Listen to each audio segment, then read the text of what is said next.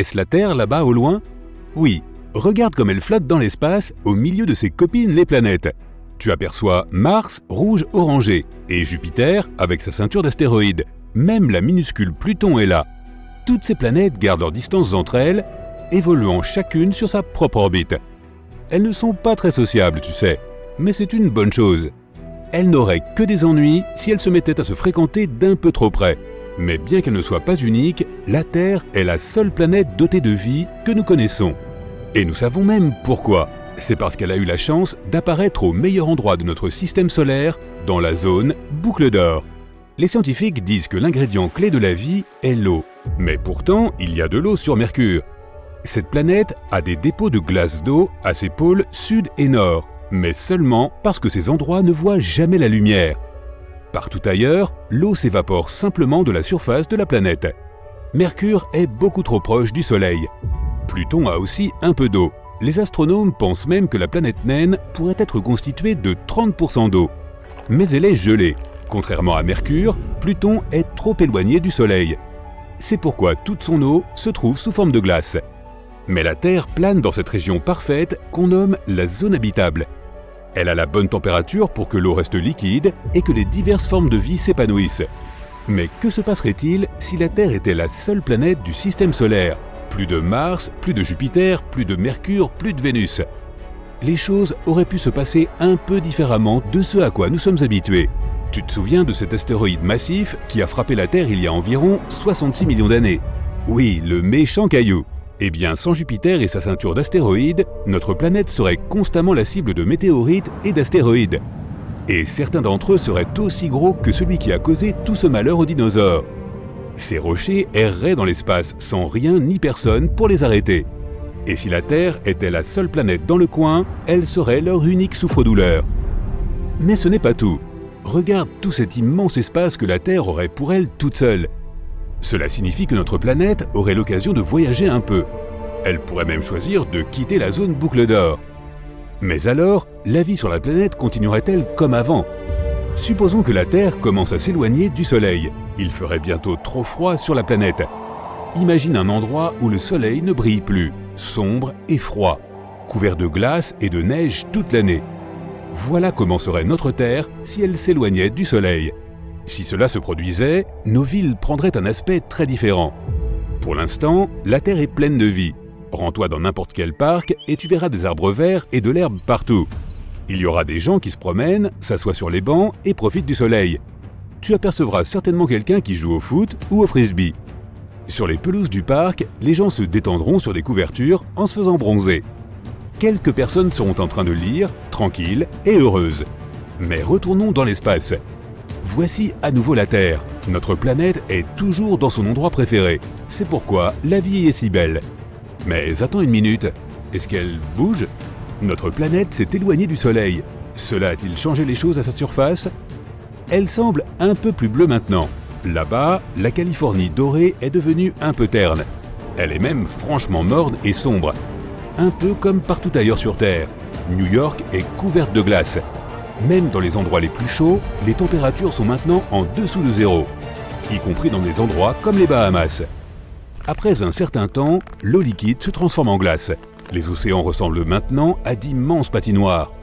Sauf qu'il n'y a plus personne pour patiner parce que la planète est devenue bien trop froide pour abriter la vie. Bon, et si au lieu de s'éloigner du Soleil, la Terre s'en rapprochait, avec des gens toujours dessus? Waouh! Les températures seraient délirantes, bien trop élevées pour être supportables.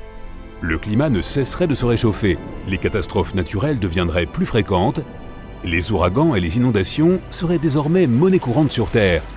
Et très bientôt, la planète serait trop chaude pour que les gens puissent y vivre. Les particules provenant du Soleil représenteraient une menace considérable. L'atmosphère ne protégerait plus si bien la Terre des radiations solaires. Ce bouclier serait de plus en plus faible. On ne trouverait plus d'eau liquide nulle part, peut-être seulement dans des dépôts souterrains. La Terre ressemblerait un peu à Mars, toute rocheuse et stérile. Le Mississippi s'assécherait et on trouverait à sa place un immense canyon. Les océans auraient également tous disparu. À l'heure actuelle, la fosse des Mariannes est l'endroit connu le plus profond de la Terre. Et il est incroyablement difficile d'atteindre son fond en raison de l'immense pression qui y règne. Mais s'il n'y avait plus d'eau, il serait tout à fait possible de voyager jusqu'à cet endroit. On découvrirait ainsi de nouveaux secrets, à condition bien sûr qu'il y ait encore des gens dans cette sécheresse et cette chaleur. En d'autres termes, si l'on explorait la Terre après qu'elle se soit rapprochée du Soleil, on la trouverait très différente de ce qu'elle est aujourd'hui. Mais que se passerait-il si la Terre ne bougeait pas du tout et que tout restait identique? La seule différence, il n'y aurait pas d'autres planètes autour de nous.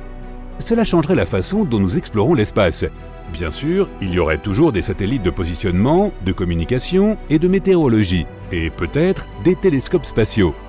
Mais il n'y aurait pas de corps céleste assez proche pour que nous y fassions des expéditions. Cela affecterait aussi notre avenir. Si nous n'avions ni désir ni possibilité d'aller dans l'espace, nous investirions dans notre planète. Nous construirions des villes aériennes au lieu de chercher d'autres planètes à coloniser. Aujourd'hui, si tu disposes d'un télescope dernier cri, tu pourras voir des étoiles lointaines et d'autres planètes. Plus le télescope est performant, plus il y a de détails à voir. Mais s'il n'y avait pas d'autres planètes, contempler l'espace ne serait pas aussi captivant. Les étoiles seraient toujours visibles et tu pourrais même apercevoir une ou deux météorites. Et tu verrais bien sûr la Lune, mais c'est à peu près tout. Les agences spatiales se concentreraient surtout sur la sécurité de la Terre, principalement parce que les astéroïdes deviendraient de fréquents visiteurs.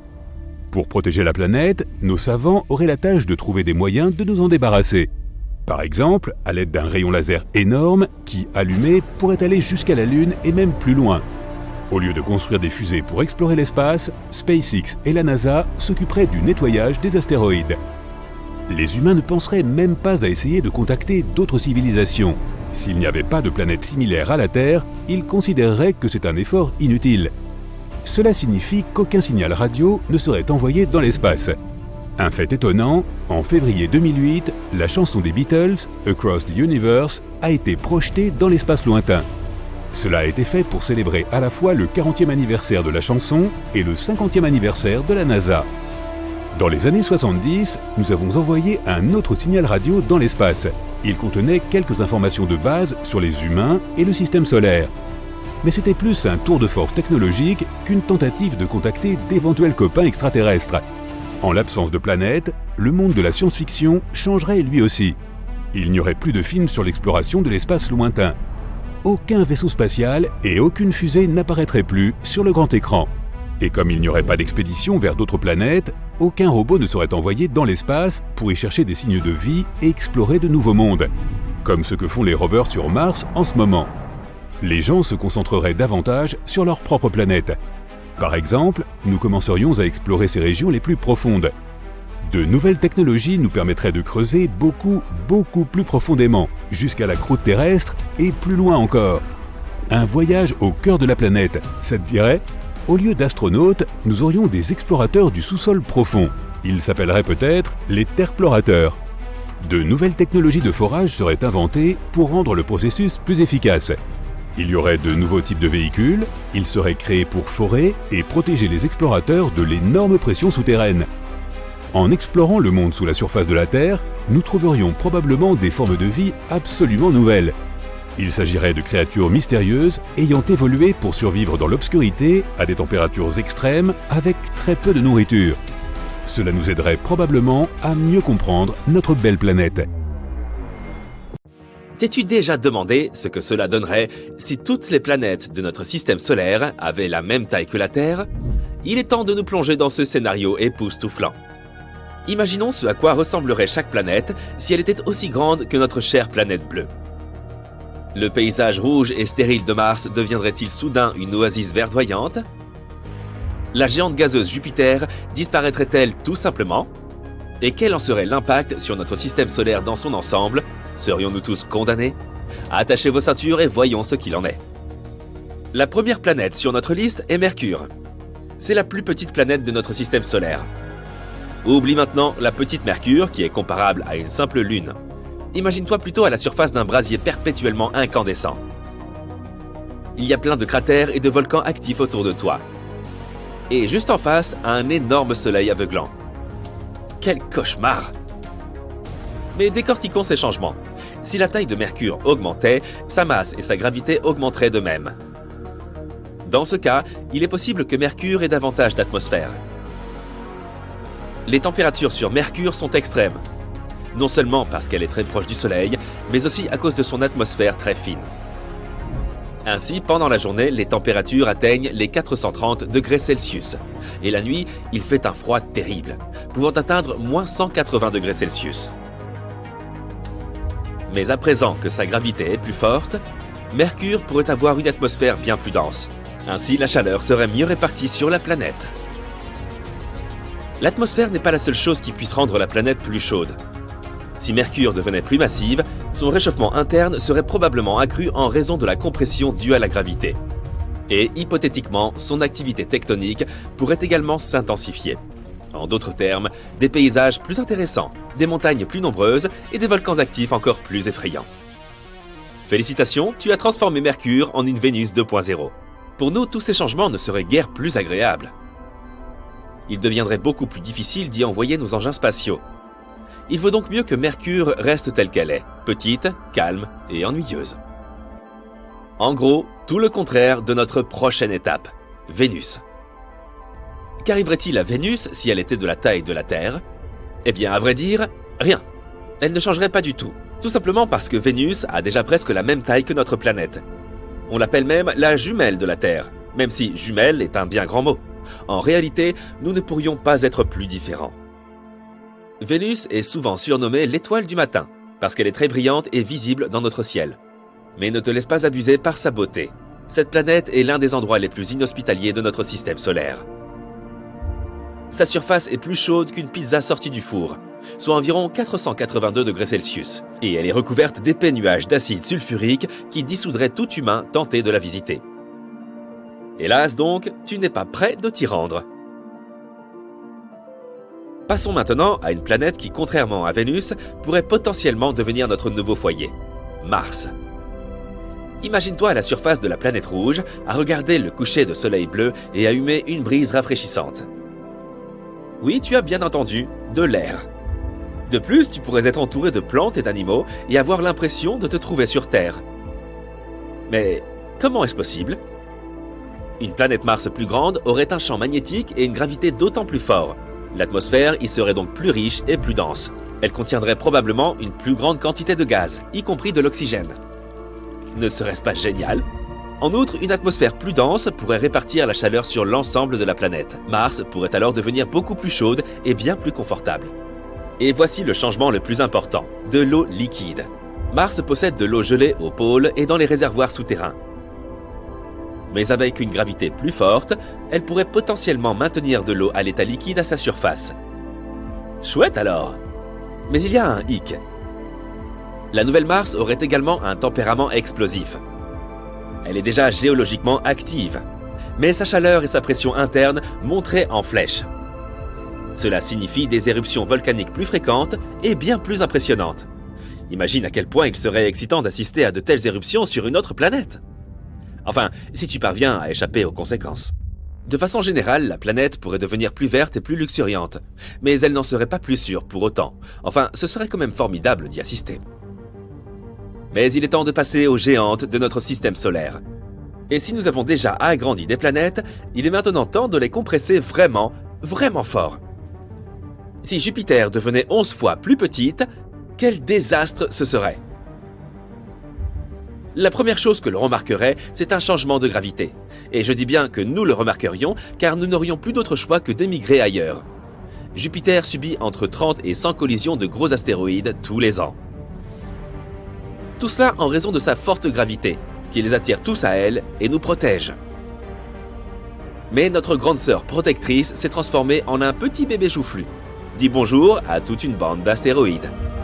Oh, et dis adieu à Jupiter. Cette planète est connue pour son atmosphère épaisse et tourbillonnante. Mais avec une attraction gravitationnelle beaucoup plus faible, Jupiter aurait probablement bien du mal à la retenir. Au fil du temps, elle s'échapperait donc lentement dans l'espace, laissant derrière elle une fine atmosphère composée principalement d'azote et d'oxygène. Nous devrons également faire nos adieux à l'apparence emblématique d'une autre géante, Saturne. La différence la plus notable sera la disparition de ses célèbres anneaux. Constitués de petites particules de glace et de roche, les anneaux sont une caractéristique unique de Saturne. Mais avec une gravité semblable à la Terre, il s'abattrait sur la planète ou se disperserait dans l'espace. C'est bien dommage. Saturne est également une géante gazeuse, tout comme Jupiter. Son atmosphère est composée essentiellement d'hydrogène et d'hélium. Mais si elle était de la taille de la Terre, ces gaz se trouveraient comprimés en raison de la gravité accrue. Cela la rendrait beaucoup plus dense. Cela signifie que la taille et la forme de Saturne changeraient. En théorie, si nous pressons fortement Saturne, elle pourrait devenir une naine brune. Il s'agit d'un type d'étoile manquée, qui n'a pas la masse nécessaire pour entretenir une fusion nucléaire, mais qui émet de la chaleur et de la lumière. Saturne pourrait donc cesser d'être une planète. Le temps qu'il y fait changerait aussi probablement.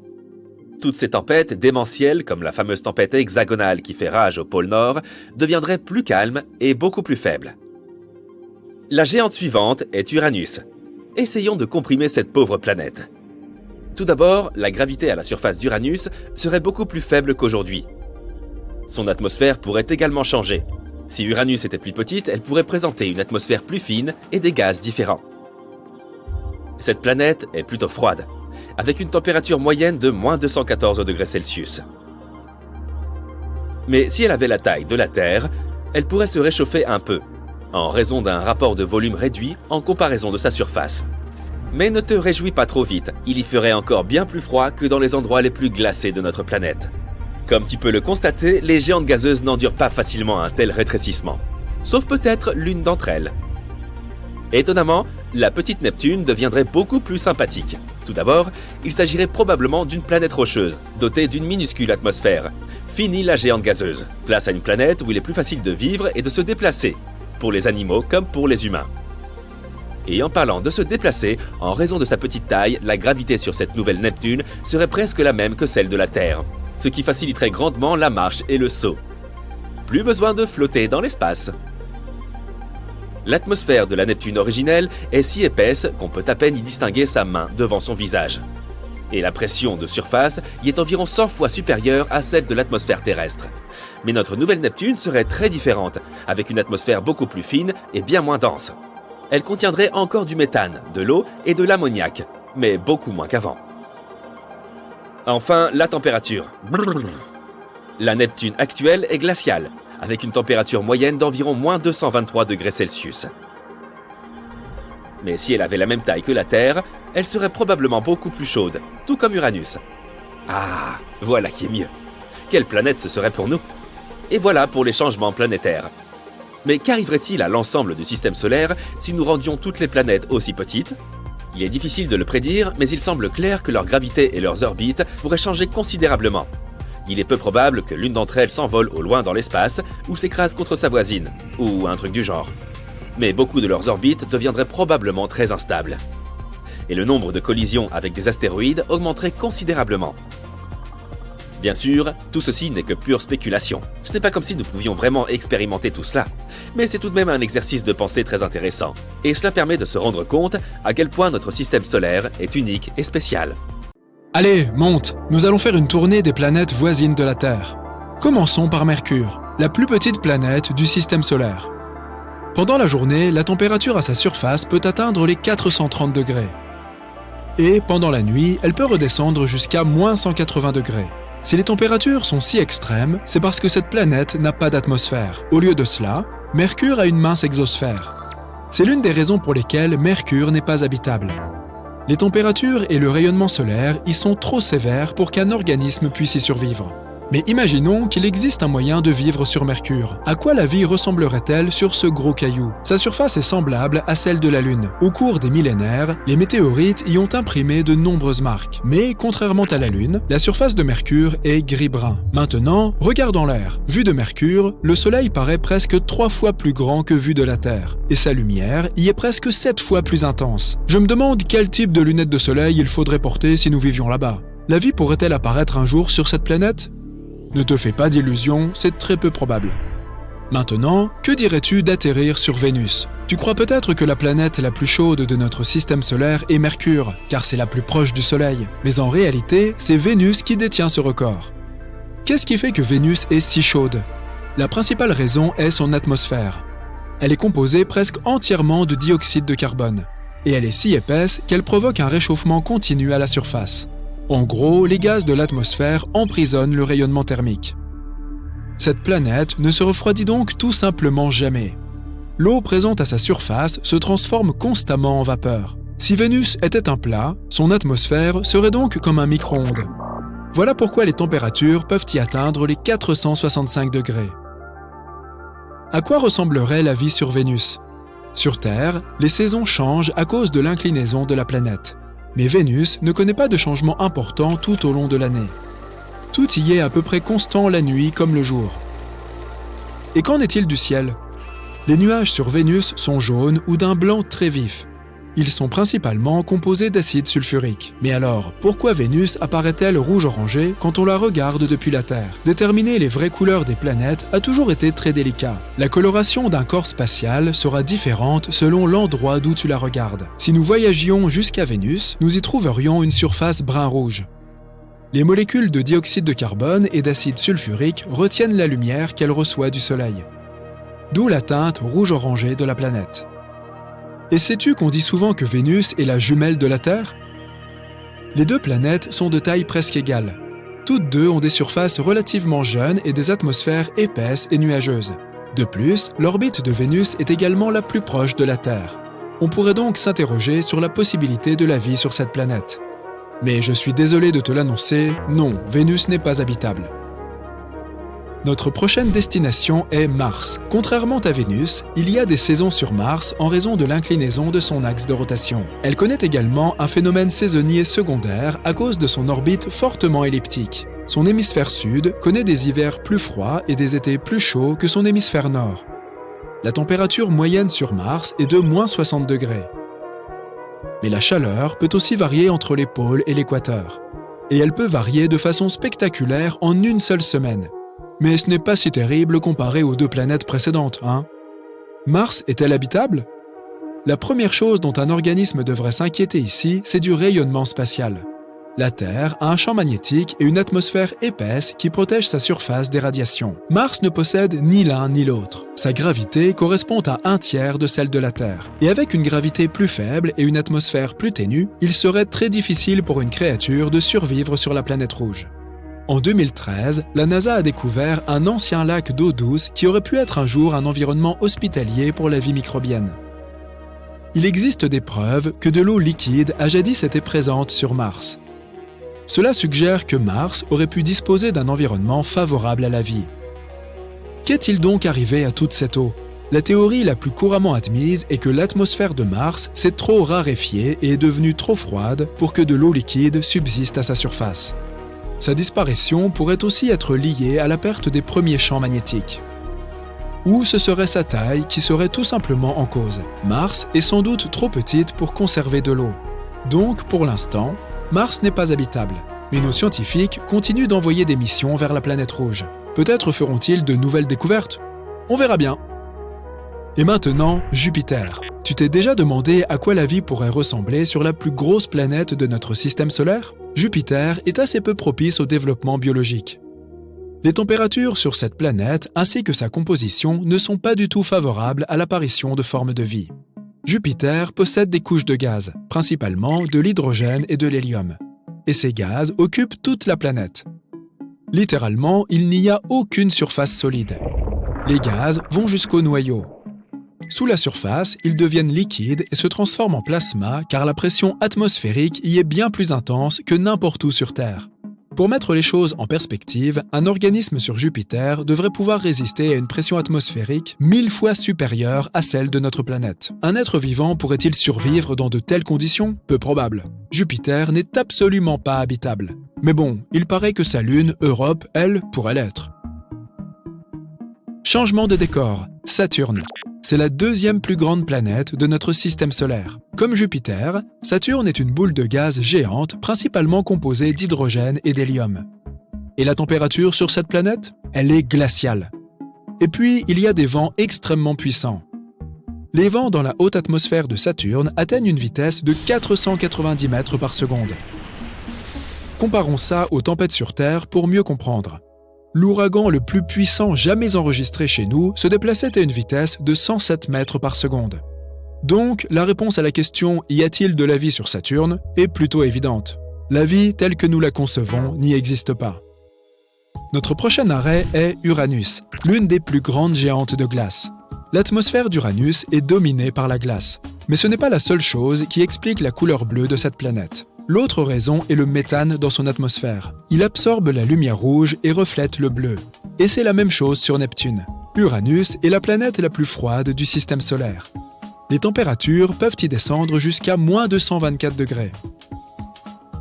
La vie sur Terre a besoin de la lumière du Soleil qu'elle transforme en énergie. Mais il n'y a rien sur Uranus pour produire l'énergie indispensable à un quelconque développement. Bref, Uranus n'a pas l'environnement nécessaire pour abriter la vie. Allons voir du côté de Neptune, la deuxième géante de glace. Qu'y a-t-il sur cette planète la plus éloignée du Soleil? De toute évidence, il y fait incroyablement froid. Il n'y a ni source d'énergie pour la vie bactérienne, ni aucune eau liquide. Les scientifiques pensent qu'il est peu probable qu'on trouve de la vie sur Neptune à cause de ces conditions si peu hospitalières. Alors, qu'est-ce qui rend notre planète habitable? Et je ne parle pas seulement de la vie humaine. Je parle de tous les organismes, même des microbes. La vie nécessite des conditions très particulières pour être possible. Tous les êtres ont besoin de nourriture, d'eau et d'une température appropriée pour se développer. L'atmosphère est absolument cruciale. Les humains, par exemple, ont besoin d'oxygène pour respirer. Et ils ne peuvent survivre que si les températures ne sont ni trop hautes ni trop basses. Et puis, il y a la gravité. Les conditions sur les autres planètes sont très éloignées de celles qu'on trouve sur Terre. La vie n'aurait donc probablement rien à voir avec celle que nous menons ici. Tous les êtres vivants se sont adaptés à l'atmosphère terrestre. Dans ces autres mondes, ils seraient confrontés à des conditions de survie à chaque fois très particulières.